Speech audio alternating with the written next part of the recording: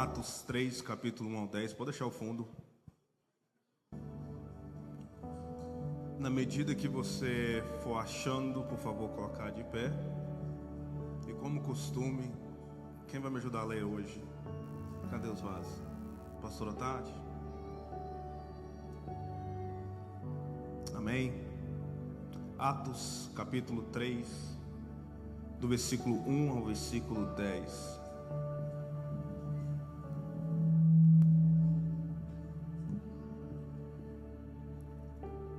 E assim diz a palavra do Senhor. Pedro e João estavam se dirigindo ao templo para a oração de 3 horas da tarde. Estava sendo levado um homem coxo de nascença, que diariamente era colocado à porta do templo chamada Formosa, para pedir esmolas aos que entravam. Quando ele viu Pedro e João que iam entrar no templo, pediu que ele desse uma esmola. Pedro, fitando-o juntamente com João, disse: olhe para nós. Ele os olhava atentamente, esperando receber alguma coisa. Pedro, porém, lhe disse: não possuo nem prata nem ouro, mas que tenho, isso lhe dou. Em nome de Jesus Cristo, o Nazareno, levanta-se e ande. E pegando na mão direita do homem, ajudou-se a levantar. Imediatamente os seus pés e tornozelos se firmaram, e dando um salto ficou em pé. Começou a andar e entrou com eles no templo, pulando e louvando a Deus. Todo o povo viu o homem andando e louvando a Deus, e reconheceram que ele era o mesmo que pedia esmolas, assentado à porta formosa do templo, e ficaram muito admirados e espantados com o que lhe tinha acontecido. Amém. Guarde sua Bíblia. Antes da gente orar, gostaria de falar que quando eu estava lendo esse texto em casa, teve uma palavra que ela saltou do texto. Essa palavra chama esperando. Aquele homem, ele estava esperando algo. Só o que aconteceu, ele não recebeu o que ele estava esperando, porque ele estava operando em uma dimensão diferente daquilo que Deus opera. E eu creio que nessa manhã, se você se entregar 100%, as suas expectativas vão ter que se mudar, porque o que Deus pode fazer na sua vida é completamente diferente daquilo que você tem esperado de acontecer. Amém? Senhor Deus Pai, queremos te agradecer por essa oportunidade, Senhor Deus Pai. Senhor, eu quero te pedir que nessa manhã o Senhor toma minha boca, meu corpo, minha alma, meu espírito, e que tudo que venha ser falado aqui venha ser 100% direcionado, Deus Pai, por Ti. Senhor Deus Pai, que não venha sair nada da minha boca, que não venha ser antes, ó Deus Pai, planejado em Tua, Senhor. Em nome de Jesus eu venho pedir que nessa manhã podemos sentir e entender o que é viver, Senhor, debaixo das expectativas do céu. Em nome de Jesus, amém. Pode sentar. Eu confesso que essa semana, as últimas semanas que nós temos vivido, tem sido semanas muito difíceis. E se você prestar atenção, a realidade é que nas últimas 2 semanas, o mundo todo virou para prestar atenção nos Estados Unidos. São muitas coisas que estão acontecendo, como o que aconteceu na Venezuela. Nessa última semana, um agente que matou uma americana. Nós estamos vivendo os dias de incertezas. Isso não está só acontecendo no mundo político, mas está acontecendo também em todas as áreas do mundo. Hoje nós vemos água onde não é para ter, frio onde é para estar quente. A realidade é que nós estamos vivendo momentos inesperáveis. E isso mexe com as pessoas, isso mexe com certa estrutura, porque você nunca sabe como planejar, como se construir. E se você é um pai, se é uma mãe, você nunca sabe para que mundo é que você está criando os seus filhos, para que eles possam, no mínimo, sobreviver. E o que eu consigo entender é que, no meio de toda essa bagunça, no meio de tantas incertezas, a única certeza que nos mantém firme, a única certeza que nos mantém estável, é a certeza que Jesus um dia vai vir sobre as nuvens. É a certeza que o Evangelho não morreu. É a certeza que, se a gente ler a Bíblia, ela vai nos mostrar que antes também pessoas e profetas e igrejas passaram por tempos tão difíceis como esse que nós estamos passando. E o nosso Deus, Ele não mudou. O nosso Deus, Ele é o mesmo hoje, Ele era o mesmo ontem e vai ser eternamente. Então eu quero que você entenda em que cenário que nós estamos entrando nesse texto. A realidade é que esse povo que nós estamos falando tinha uma certa incerteza. Embora eles estavam sim com uma certa liberdade, mas eles não eram libertos 100%, porque Roma tinha entrado dentro da igreja. Roma tinha colocado certos perímetros para a igreja poder operar. Então agora nasce Jesus. Jesus para esse povo é muito mais do que simplesmente o rei dos judeus. Quando eles falam rei dos judeus, quando eles perguntam quando é que vai reconstruir o templo, o que eles estão querendo realmente dizer é quando é que vamos ter a liberdade da nossa própria terra. Porque tudo aquilo que eles podiam fazer, os cultos que eles poderiam ter, só acontecia se eles tivessem permissão de Roma. É como se aquele povo olhava para Jesus e via nele a esperança de sair daquele ciclo que eles estavam vivendo, porque o povo judeu era como se fosse uma colônia de própria Roma. E quando você vive debaixo desse tipo de pressão, desse tipo de regulamentos, isso mexe com você. Só que a realidade é que conforme o tempo foi entrando, a igreja e a política começou a ficar tão um entre o outro que ficou como carne e unha. E você já não conseguia saber aonde é que acabava a igreja, aonde começava a política. E por isso que nós vemos que Jesus entra dentro da igreja, do pátio do templo. Eles estão usando do pátio um ponto de comércio. Mas não é só isso. A Bíblia diz que Herodes eles também tirava imposto da oferta que entrava dentro do templo.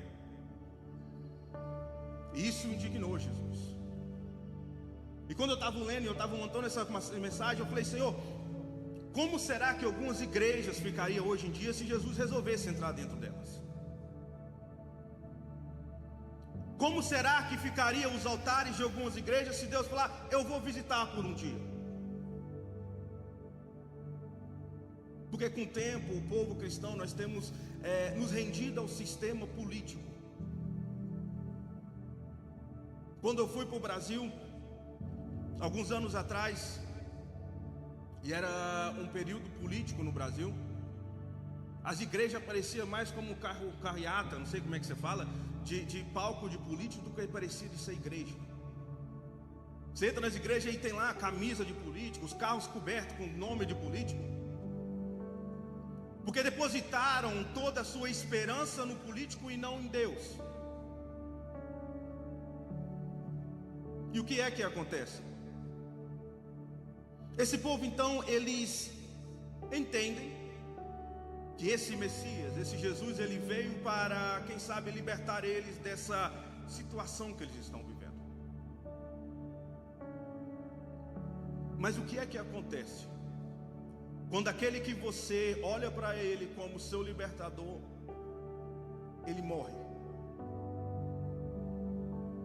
Tudo que você depositou de esperança, tudo que você depositou que ia mudar, que você ia finalmente poder ser uma igreja, que você poderia finalmente adorar sem ter que pedir permissão, morre. Teve um desequilíbrio dentro do povo.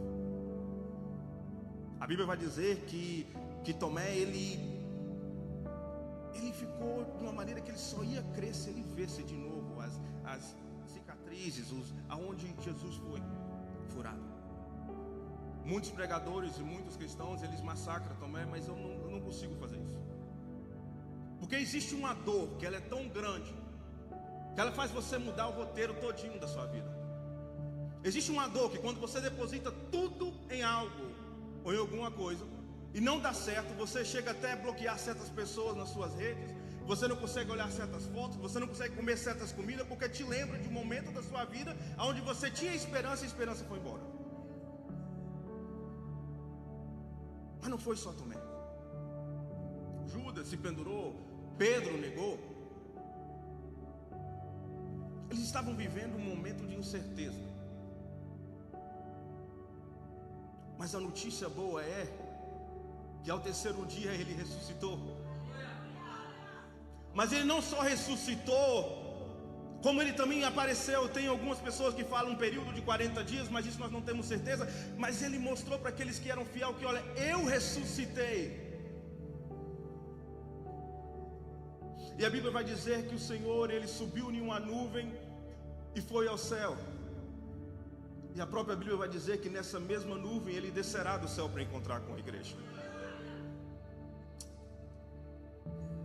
E ele deixou um mandamento. E qual é esse mandamento que Jesus deixou? Para que sejamos testemunha dele. Quando eu li esse texto eu falei, Senhor, mas por que testemunha? Porque pelo que eu sei, as únicas pessoas que precisam de testemunha é quem está sendo julgado. E Deus bradou no meu coração, falou, Júnior, mesmo depois que eu sair dessa terra em corpo físico, eu sou julgado todos os dias. E é o meu trabalho, é o seu trabalho como cristão, de viver uma vida que justifica e testemunha que o nosso Deus, ele é vivo. Mas o que é que tem acontecido é completamente diferente. O que tem acontecido é que nós temos homens que, em vez de ser testemunha de Deus, eles querem ser o protagonista da história e querem criar testemunhas para eles.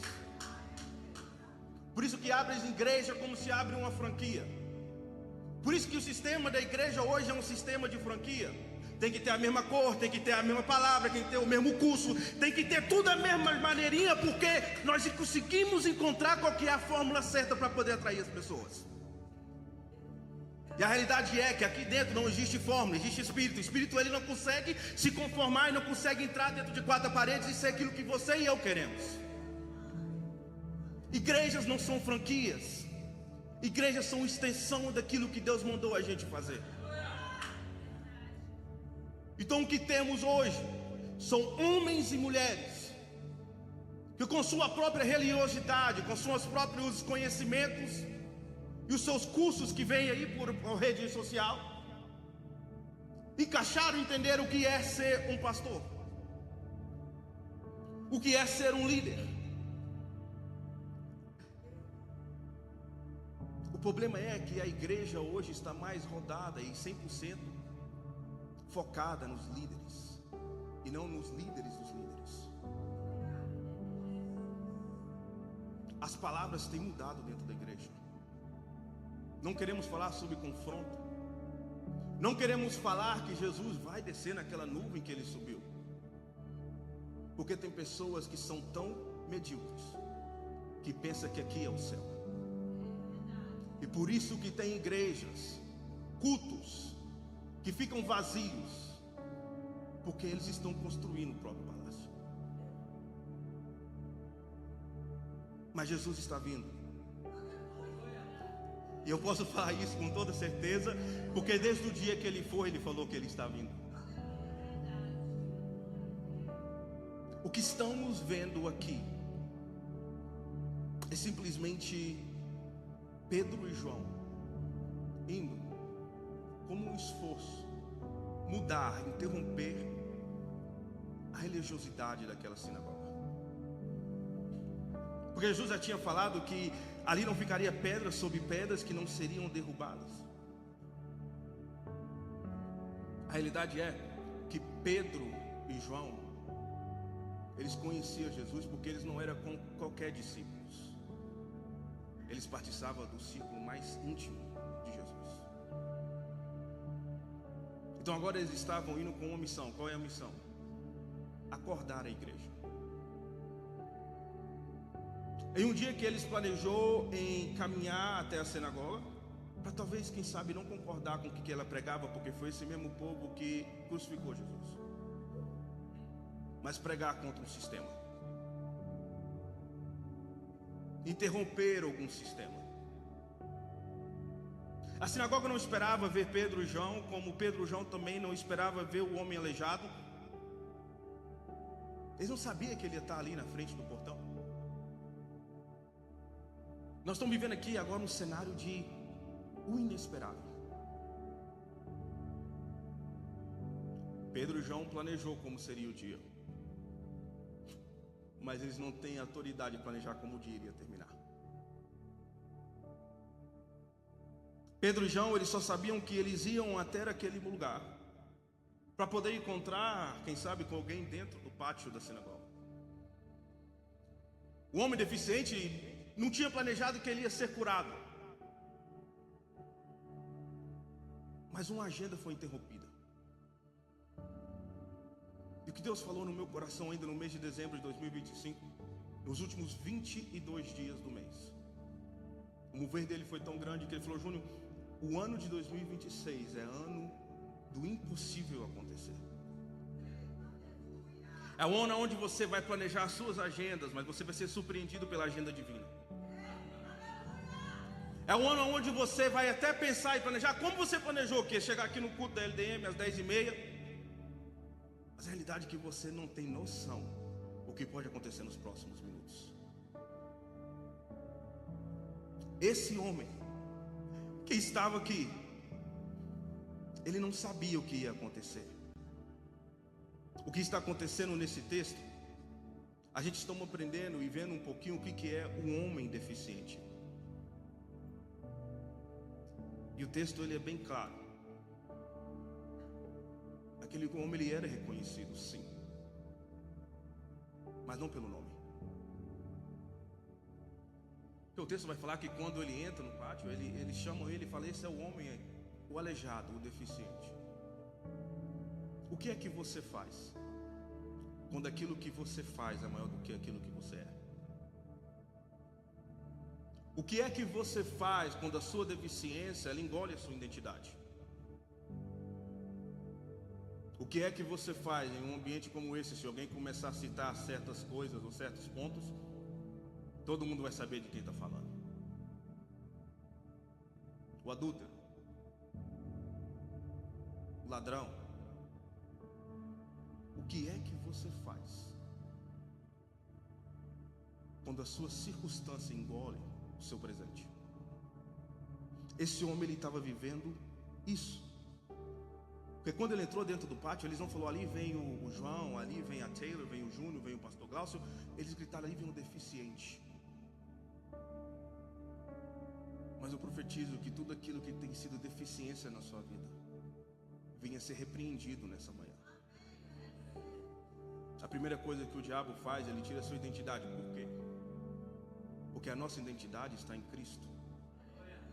Você perde um pouquinho o foco de quem você é, você perde tudo. Esse homem, ele tinha perdido a sua identidade. Só que o mais chocante de toda essa história é que, embora ele nunca andou, embora esse homem ele nunca conseguiu viver a sua vida sozinho, se a gente prestar bem atenção no texto, ele não era deficiente 100%. O texto fala que ele estendeu as suas mãos para esperar algo, uma esmola. Tudo naquele homem funcionava. O cérebro, o ouvido, a vista. Ele não era cego como o Bartimeu, ele não era paralítico. Tudo funcionava, menos o seu tornozelo e os seus pés. Isso me chamou a atenção. Porque como é que a gente permite que a sua deficiência de 10% mata os outros 90% que ainda é funcional? Como é que a gente vive uma vida que 90% é 100% de boa, mas tem 10% que está te deixando no chão e você não consegue levantar? Esse homem, ele não era aleijado 100%. Era somente os seus tornozelos e os seus pés. Mas ele permitiu que aqueles 10% derrubasse ele por toda a sua vida. Porque a Bíblia fala que todos os dias ele era carregado até a porta do templo. E eu consigo olhar um pouquinho para dentro de mim. E recomendo que você faça o mesmo. Qual é os 10% que você tem usado de justificação para os outros 90% não estar funcionando? É com todo respeito. E eu peço permissão ao pastor da igreja e os demais pastores que estão aqui me falar o que eu vou falar. Mas sendo filho de pastor e estando envolvido no meio da igreja, o que a gente mais escuta são membros de igreja fiéis culpar a disfuncionalidade, culpar o resto que não funciona baseado no 10% que acontece aqui dentro. Você já conversou com alguém que está saindo de igreja? É sempre a mesma coisa. Eu vi isso e está me atrapalhando. Nós temos terceirizado a nossa própria culpa. Por isso que você vai conversar com um ex-cristão, ou quem seja, eles vão falar: o louvor, a ministra de louvor, ela me decepcionou e eu larguei tudo. O pastor da igreja, ele não cuidou de mim e eu revoltei.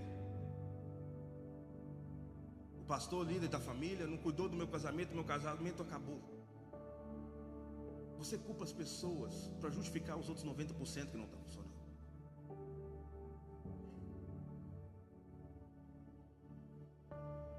Porque a deficiência, ela é algo que vai muito além do que os atributos físicos. Ela vai na mente. E é por isso que a gente escutamos sempre que a culpa de tudo que acontece ou não acontece é por causa de alguém. Nós culpamos os nossos patrões porque a nossa vida financeira não está estável. Mas eu profetizo que em nome de Jesus nós vamos orar e vamos aprender que a maneira de mudar essa deficiência é através do jejum, da oração e da consagração. Você não pode deixar os 90% morrer por causa de 10%. Você não pode viver um ministério que era para você viver. Era para mim estar pregando, mas por que você não está pregando? Porque eu não estou bem com os líderes.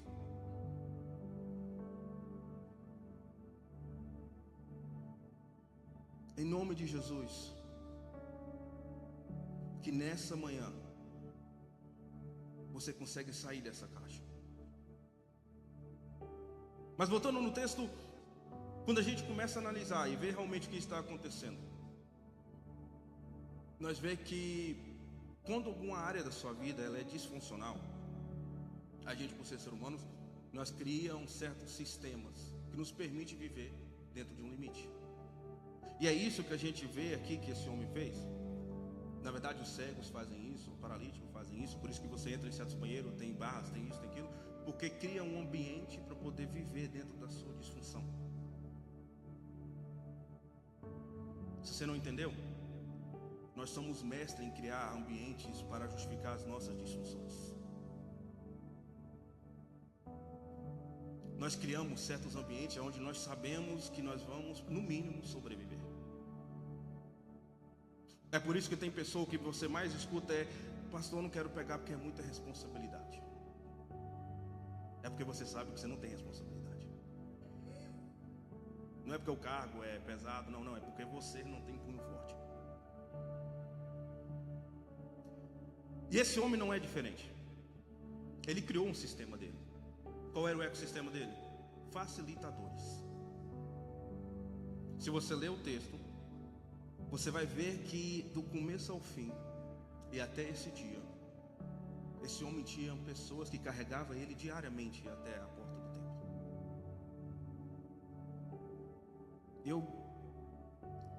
Eu não consegui entender o porquê isso. Ainda mais a gente sabendo que acabamos de entender aqui que era só 10% que não funcionava. Mas ele tinha facilitadores. E quem são esses facilitadores? Facilitadores são as pessoas que criam um ambiente propício para você nunca mudar. Aqueles facilitadores todos os dias levavam ele ao mesmo lugar para fazer a mesma coisa. Entre eles criaram um sistema de um schedule muito mais firme e mais inteligente do que alguns aqui que tem no seu próprio schedule de casas ou que seja de trabalho. Porque na segunda ele tinha que estar lá, na terça ele tinha que estar lá, na quarta ele tinha que estar lá, quinta, sexta, sábado, domingo, e nenhum dia ele ficou sem.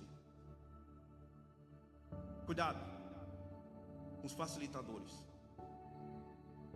porque eles estão justificando porque você não quer mudança. Facilitadores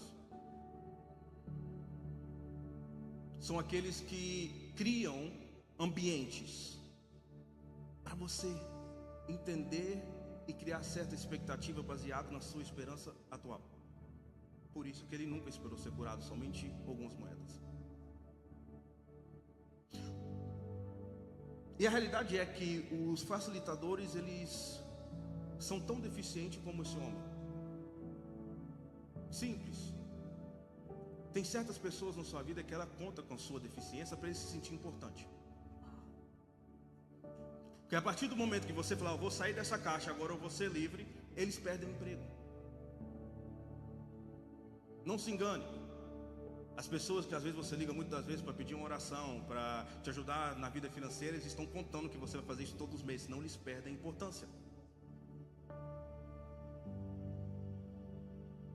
Nós temos que cuidar com os facilitadores, porque eles não estão simplesmente criando um ambiente confortável, eles estão criando um ambiente de morte.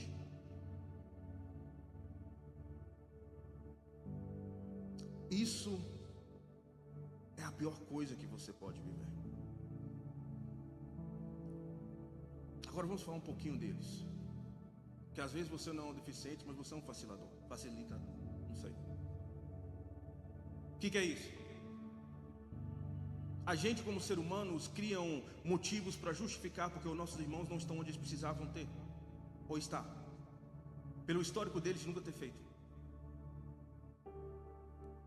Então você justifica que não, o Júnior vai ligar, eu preciso ajudar nele nisso porque tadinho, ele não consegue. Fulano vai ter que me ligar porque ele não tem a capacidade.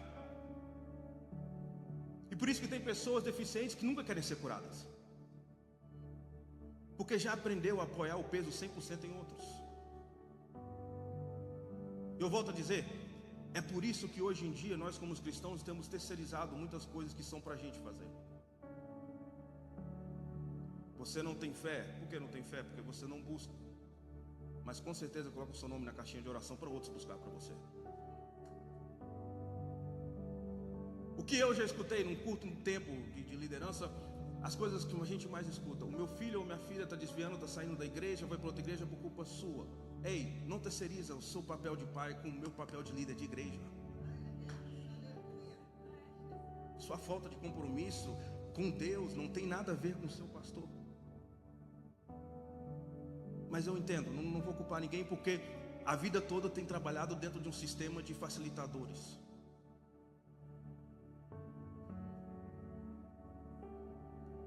Nenhum desses homens, nenhum dessas mulheres que carregavam esse homem, por um dia, um segundo, falou: olha, eu não tenho como te levar hoje, então arruma uma maneira. Sei lá, tudo está funcionando, vai se arrastando, entra aí, sobe em cima de um carrinho, eu não consigo te levar. Facilitadores nunca vai te desafiar a ser melhor.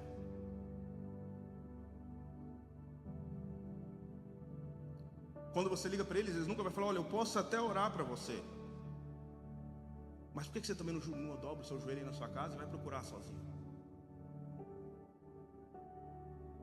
Eu lembro de um dia quando eu fui na casa do Roberto, e a gente começou a andar na casa que ele tinha acabado de mudar. Tinha um quarto ali muito bonito perto da sala, e ele falou: esse aqui é o meu quarto de oração. Ele deu primícias da própria casa. Quando você tem facilitadores, você não consegue fazer espaço para Deus, porque tudo é em volta do ecossistema de simplesmente te ajudar e você nunca ajudar ninguém, nunca procurar os seus próprios recursos, nunca procurar as suas próprias orações. Tem certas pessoas que nunca querem sair desse sistema. E o que aqueles homens fizeram para ele é simplesmente tirou dele a esperança, tirou dele a expectativa. Porque se ele ainda tivesse esperança e expectativa, quando ele vê esse Pedro e João entrando, a esperança e expectativa dele não eram algumas moedas, porque aqueles dois tinham andado com um homem que tinha feito cego enxergar, e mudo ouvir, e paralítico andar. Se você for sair daqui hoje, nessa manhã, pelo menos lembrando de uma coisa, lembra disso que eu vou acabar de falar agora. A morte da expectativa mata a produtividade. Quando você deixa de ter expectativas, você deixa de produzir. Tem a diferença de sonhar e criar expectativa.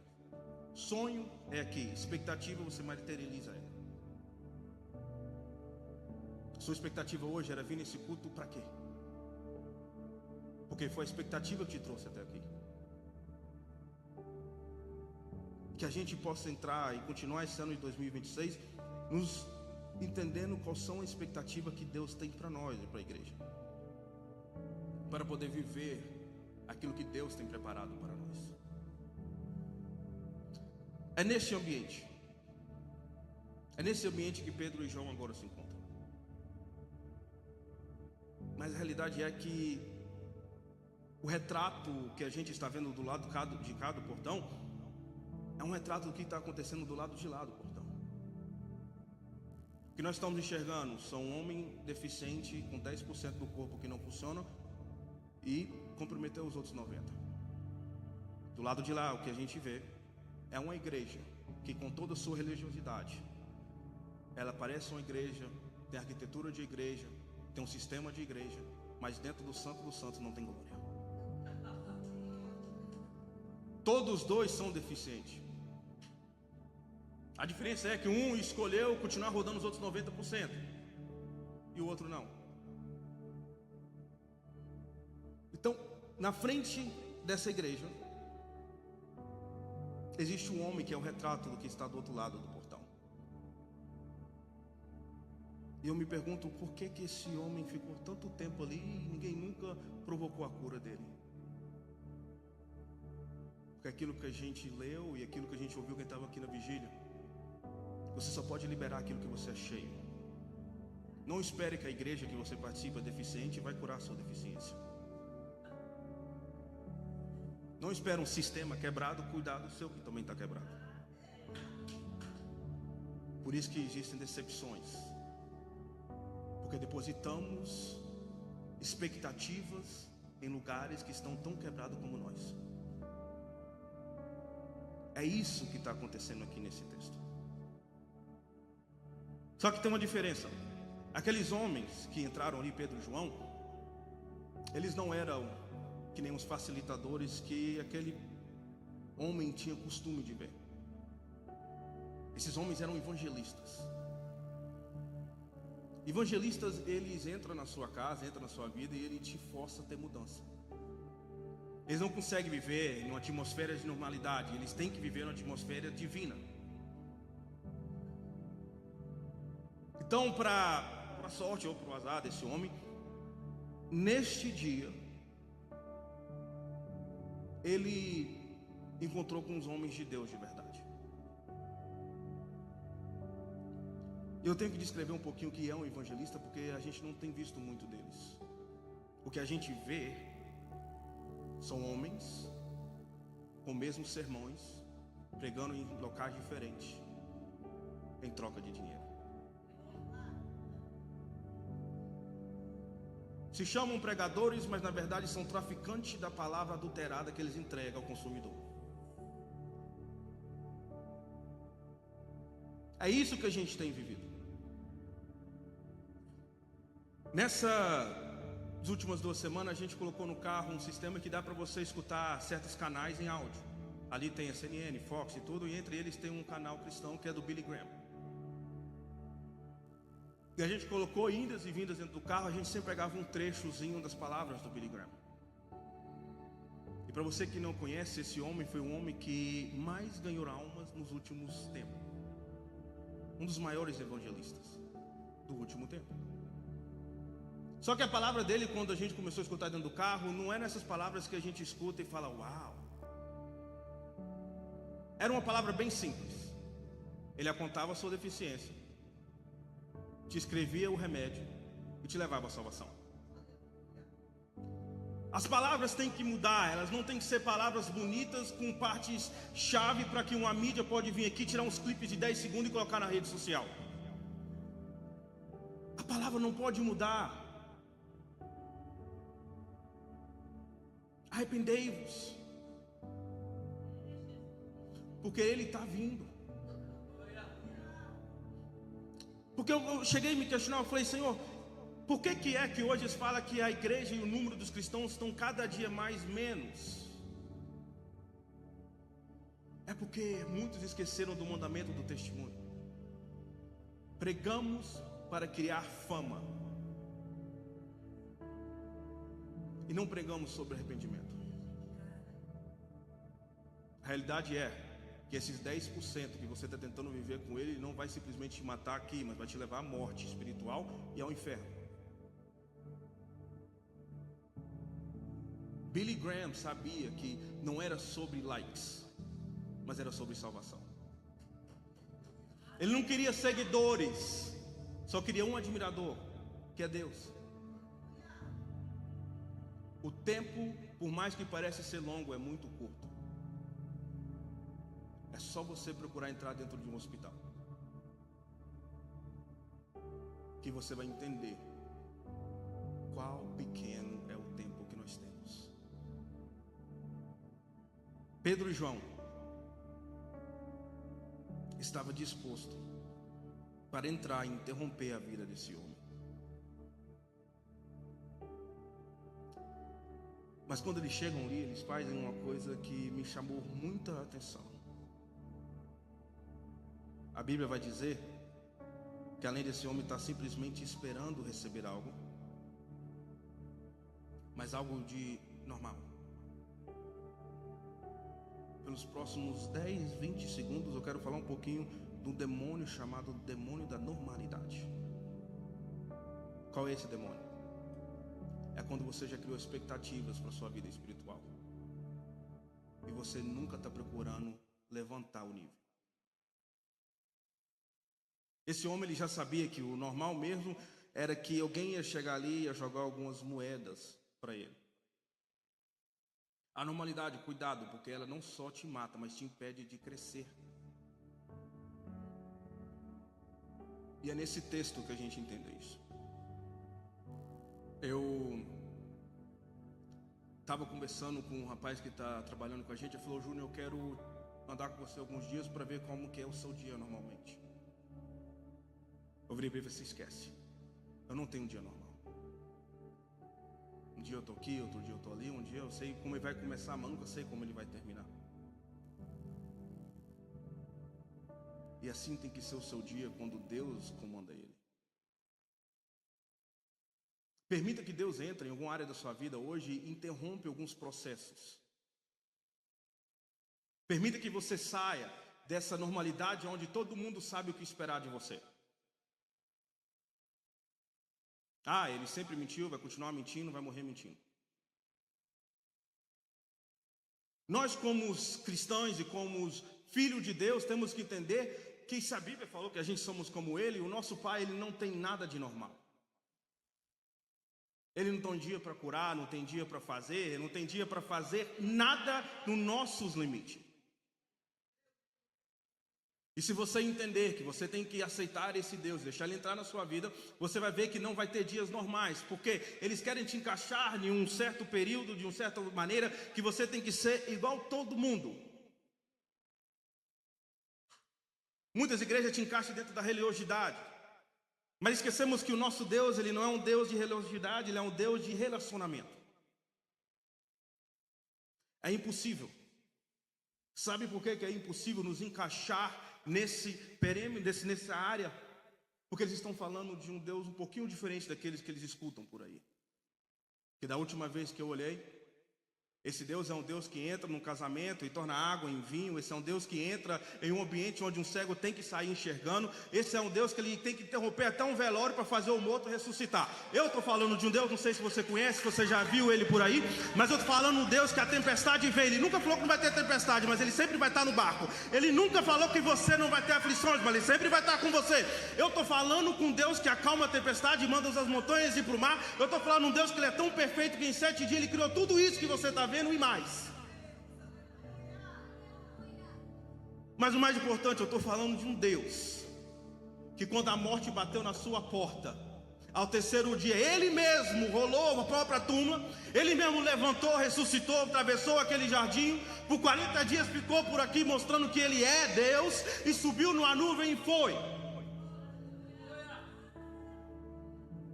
Eu não tenho certeza de muitas coisas na minha vida, mas de uma coisa eu tenho certeza absoluta, que os meus olhos e os seus olhos vai ver uma coisa, querendo você ou não, ele descendo na mesma nuvem que ele subiu.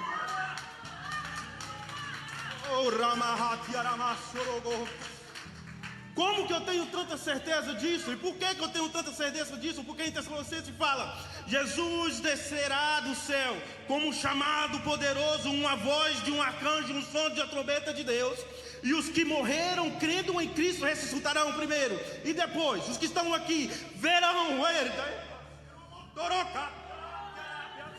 O texto diz que os que estiverem vivos serão levantados junto com eles, nas nuvens encontrarão com o Senhor, e assim estaremos para sempre com Jesus.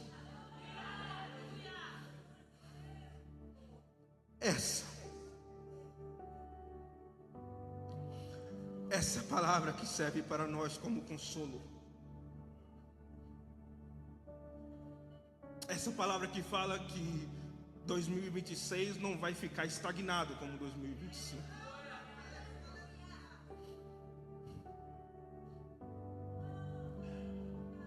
2026 é ano de Deus fortalecer não partes que não estão funcionando, mas partes que estão mortas. A certeza que Ele vem.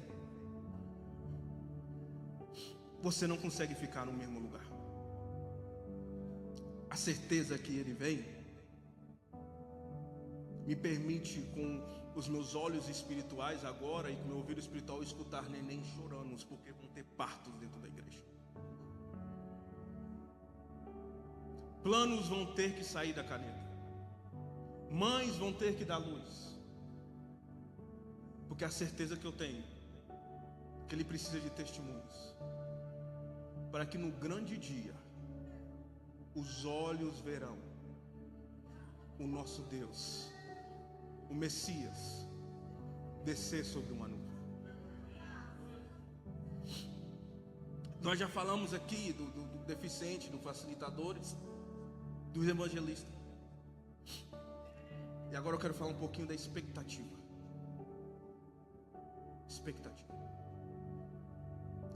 A expectativa, ela é o mais importante desse texto todo. Aquele homem tinha uma expectativa de receber algumas moedas. A gente ora e a gente pedimos a Deus, Deus nos abençoe. E Deus fala: como? Você já é abençoado. Deus muda minha vida, como? Criam expectativas, dá nome às suas expectativas. Que na verdade, quando o texto fala que ele estava esperando algo, o que aquele homem realmente estava querendo dizer é: eu quero algumas moedas. O que ele estava realmente falando é: me ajuda a continuar deficiente. Só preciso de algumas moedas. Mas ele estava falando com as pessoas erradas. Ele não estava falando com facilitadores. E é por isso que a gente escuta e vê no texto que eles falam: olham para nós. Por que olhar? Quando você vive tanto tempo em um ecossistema, você começa a categorizar todo mundo como aquilo que você sempre costumou ver. Por isso que existem hoje mulheres que não conseguem casar porque não conseguem confiar num homem. Tem pais que não conseguem ser pais de verdade porque eu sou pai e não foi um pai para você. Criamos um sistema aonde o primeiro passo é saber para quem estamos olhando. Então esse homem, quando ele olha, ele entende que ele não está conversando com as mesmas pessoas que ele tem costume de conversar. E por isso que Pedro fala para ele: prata e ouro eu não tenho, mas o que eu tenho eu te dou. No nome de Jesus Cristo, o Nazareno, levanta. Tem alguém que entrou aqui nessa manhã que está precisando escutar isso. É tempo de levantar.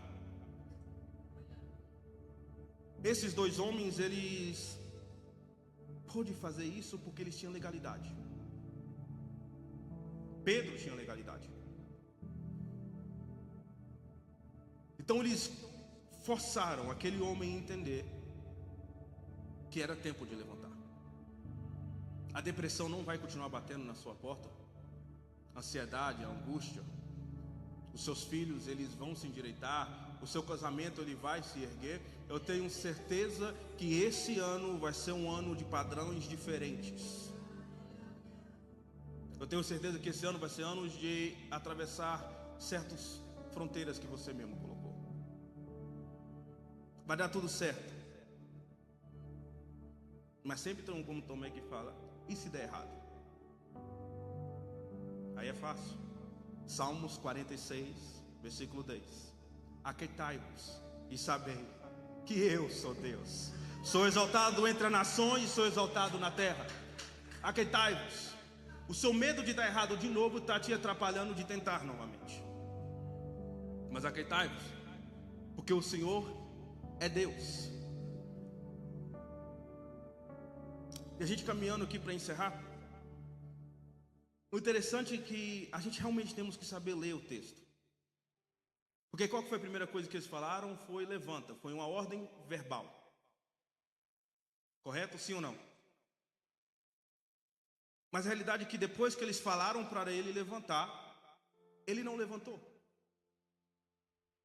Então Pedro, como todos sabemos como é Pedro, Pedro estendeu e arrancou ele do chão. Esse é ano da gente arrancar certas pessoas do chão. Chega. Chega de deixar esses 10% definir quem você é. Chega de viver esse mesmo ciclo que você tem vivido, porque é hora de viver o milagre de Deus. Mas a realidade tem algo muito mais profundo que está aqui. O texto vai dizer que quando Pedro arrancou ele do chão, eu não sei, talvez é só na minha Bíblia, mas fala que imediatamente ele saiu pulando. Imediatamente ele levantou e soltou daquele chão. Imediatamente. O que Deus vai fazer na sua vida em 2026 vai ser imediatamente. O processo não vai demorar porque a gente não tem tempo, porque ele está vindo. Não precisamos ser doutores para podermos ter acesso a como funciona quando uma pessoa está atrofiada há muito tempo. Se você ficar em coma alguns meses, você precisa de terapia para você, no mínimo, levantar daquela cama. Porque Deus está falando que quando Ele quer fazer, o nervo tem que obedecer, o músculo tem que obedecer, o osso tem que obedecer, porque tem que ser imediatamente. Só quem quer viver uma mudança imediata na sua vida. Eu convido que você entregue 100% a Deus. Eu convido que você aprenda a obedecer a Deus. Vou pedir que você feche os seus olhos aonde você está e coloque a sua mão para frente.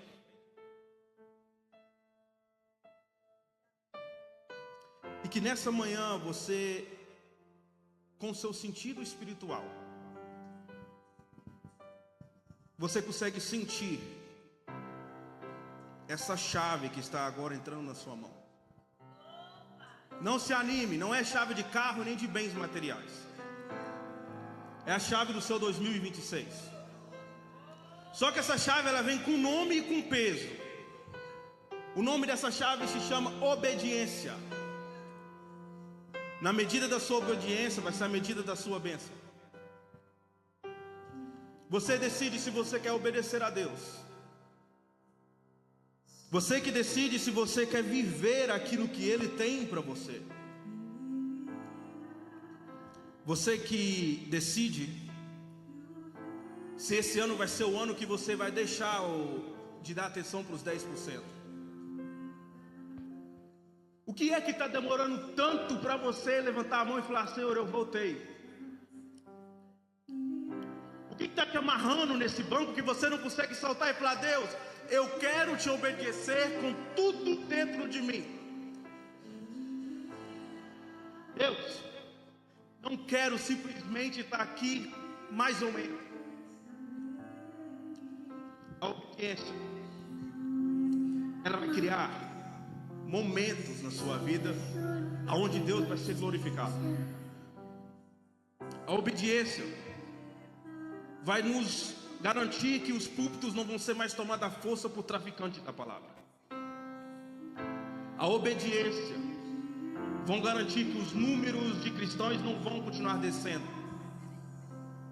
A obediência vai mudar a liturgia dos cultos e entender que só tem uma palavra, que o rei está voltando. A obediência vai nos ensinar que a única maneira de encontrar com o rei é se arrepender.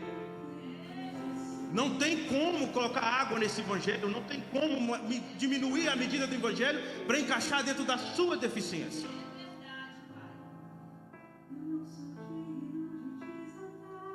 E que nessa manhã,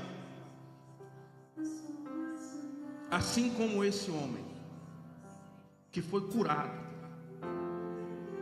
assim como esse homem que voltou a ter acesso aos outros 90% que já era dele, eu profetizo, da mesma forma que ele entrou pulando, não mete no microfone não, da mesma forma que ele entrou pulando e adorando a Deus dentro do templo, que você vai entrar louvando e adorando a Deus em 2026. E quando eu estava terminando essa mensagem, eu falei: Senhor, tem alguma coisa aqui que eu ainda piorou? Tem outro microfone? Tem alguma coisa aqui que não está 100% terminada? Alguma coisa aqui, aconteceu algo mais do que tudo que a gente acabou de falar. O Espírito Santo tocou no meu coração e falou: aconteceu sim. O que aconteceu? Pedro e João também foram surpreendidos. A ideia deles era simplesmente levar uma palavra para uma sinagoga. Só que Deus, como Ele é mestre em fazer agendas que a gente não tem controle, Ele colocou aquele homem ali dentro para entender e falar para Pedro: Pedro, só um pouquinho, deixa eu explicar para você. Olha, você tem legalidade. Lembra que eu falei aqueles 10% que às vezes faz você sair da igreja, de lá para cá, bababá, vai ser curado hoje. Mas calma aí, Pedro tinha legalidade porque Pedro já foi deficiente. Pedro já lutou contra a ira, contra o impulso. Pedro já lutou com certas partes da vida dele que matou os outros 90% completamente. Pedro já tentou arrancar ministérios com uma espada.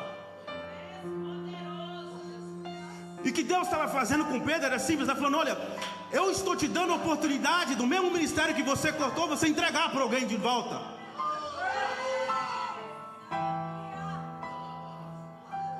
Pedro teve a oportunidade de falar: olha, eu preciso te arrancar do chão.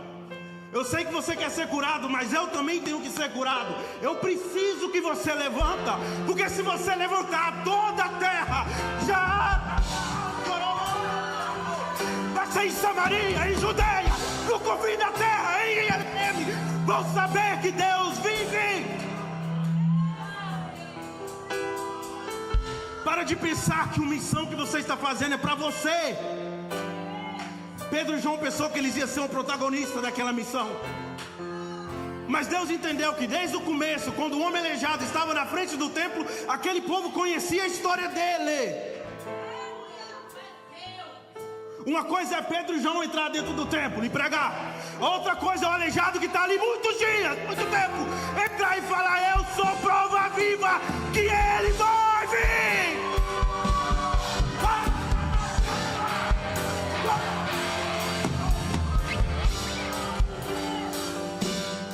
Você talvez não acredite em Pedro, muito menos em João, porque eles andavam com Cristo, tinha um certo relacionamento com Ele. Eu nunca conheci Ele em pessoa, mas ouvi o que Ele pode fazer através de pessoas que têm relacionamento com Ele. Se Ele fez isso comigo, Ele levanta a igreja, Ele cura a deficiência e Ele coloca a glória de volta no Santo dos Santos.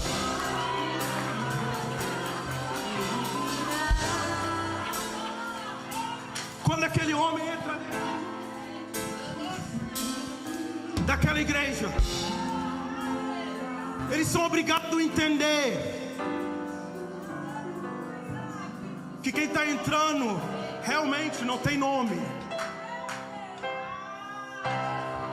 Aí que eu fui entender por que ele não tinha nome. É porque certos encontros com Deus te dão identidade nova. Ei, Abraão, Jacó, Israel de Deus.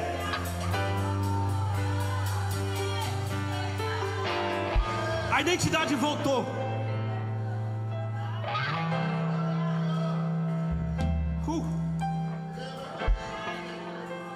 Pedro tinha legalidade até o portão, mas do portão para frente tinha legalidade o deficiente que ia curar a deficiência de outra igreja.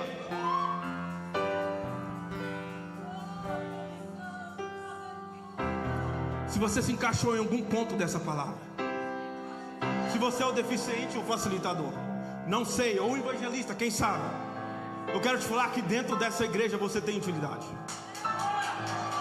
Porque ele é mestre em pegar alguém que não é para ser quem é.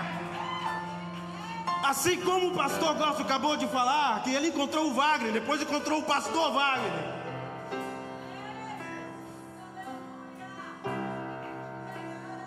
E eu posso falar 100%, sem nenhuma dúvida no coração,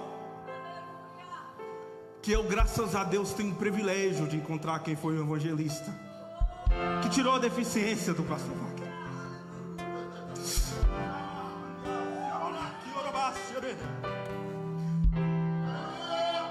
E você também tem um privilégio de saber. Roberto, por favor, fica de pé.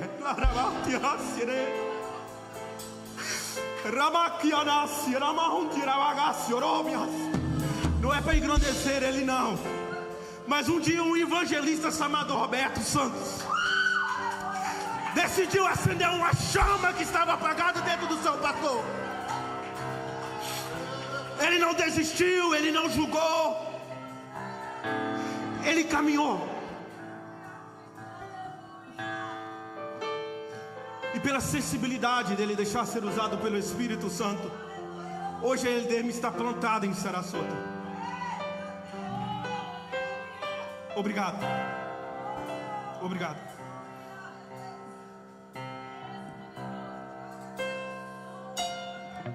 Será que Deus não está te dando algumas oportunidades para você mudar o destino de certas pessoas? Será que não está na hora de você entender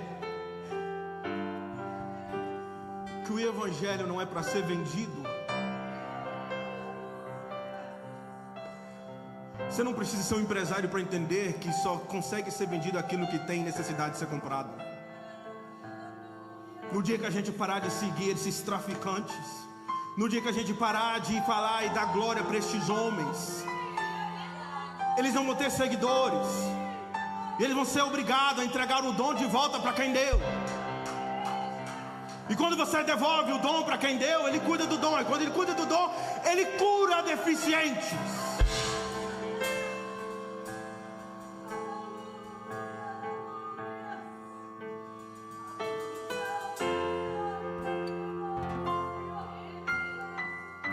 Que nessa manhã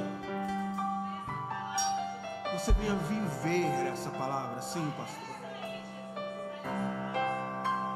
E que nunca mais você permite alguém facilitar nada para você. Facilitadores estão te matando. Igrejas que facilitam o evangelho estão te matando. Pregadores que colocam água no evangelho estão te matando. É tempo de ver cura nos templos de novo. Que nessa manhã você aceita de volta a glória dentro do Santo do Santo. E onde que ele habita? No seu coração, nas suas atitudes, na sua fala. Assim como o Billy Graham falou, arrependei-vos. Ah, mas eles não estão acostumados a escutar. E daí? Ou você medica o doente com a medida certa, ou você só prolonga a miséria dele. Ou você entrega aquilo que Deus deu para você entregar, ou você vai continuar vivendo e passando por cidades onde tem pessoas machucadas e tentando entregar o evangelho. Que você possa colocar de pé e vamos orar.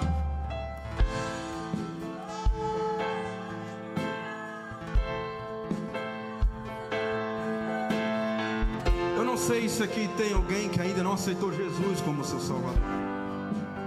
E também não sei se tem alguém aqui que já aceitou algum dia, mas está distante dele.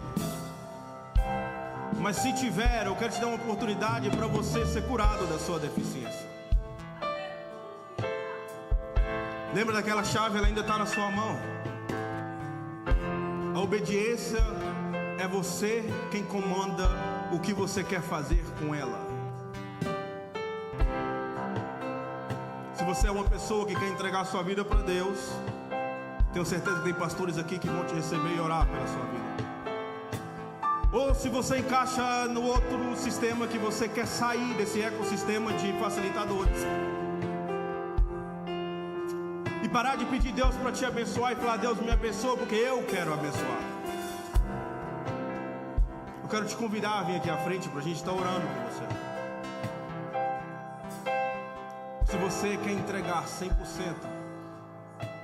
a Deus, toda a honra, toda a glória e todo o louvor,